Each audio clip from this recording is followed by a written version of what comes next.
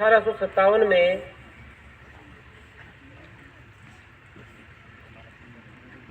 भारतीय इतिहास में दर्ज लड़ाइयों का जो महिमा की गई, हमेशा से ही कुछ लोगों को जिन्होंने अपना सर्वस्व न्यौछावर कर दिया देश के लिए, उनको इतिहास की किताबों में स्थान नहीं दिया गया।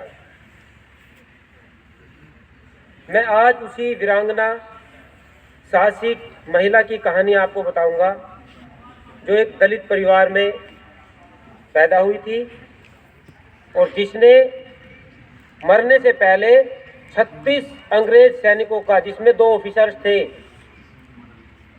को गोली मारकर देहांत कर दिया था और वीरगति प्राप्त करने से पहले अपना त्याग और बलिदान का बहुत बड़ा उदाहरण पेश किया था। उदा देवी पासी उनका नाम था। उत्तर प्रदेश के अवध में वो पैदा हुई थी। उस टाइम पर कोई लिखता नहीं था, तो उनकी ओरिजिनल जन्म तिथि मालूम नहीं है।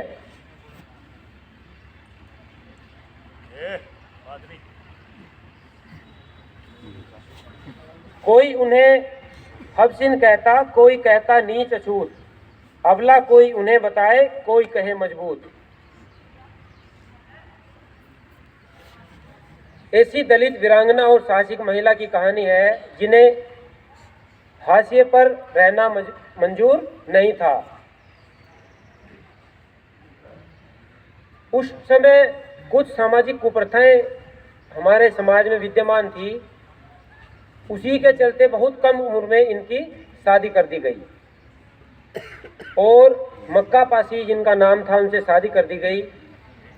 लखनऊ के छठे नवाब वाजिद शाह ने सिपाहियों की भर्ती निकाली और उसमें मक्का पासी उसकी सेना में भर्ती हो गई।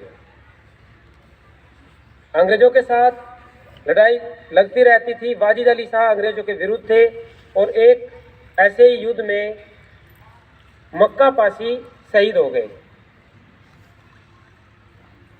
जब उदा देवी के पति की मौत हुई तो उसी दिन उन्होंने ये निश्चय कर लिया कि मैं अपने पति की मौत का बदला लूंगी। बेगम हजरत महल उस युद्ध के बाद वाजिद अली शाह को अरेस्ट करके कलकत्ता में भेज दिया गया और वहां पर बेगम हजरत महल ने अंग्रेजों से लोहा लिया। बेगम हजरत महल की सिक्योरिटी में उदा देवी उस टाइम सेना में तैनात थी और इनकी निपुणता को देखकर ही उनको एक टुकड़ी का सेनापति बना दिया गया था। 16 नवंबर 1857 में जो आज़ादी की पहली लड़ाई थी, लखनऊ के सिकंदर बाग में सेना इकट्ठी हो रखी थी। किसी ने उनकी मुखबरी कर दी, अंग्रेजों को बता दिया और अंग्रेज वहां पर आकर के गोलीबारी शुरू कर दी, जिसमें 2000 सैनिकों का ने वीरगति पाई थी। इसी बीच उदा देवी ने एक सैनिक की वर्दी पहन ली, बंदूक के साथ जितना गोला बारूद वो ले सकती थी।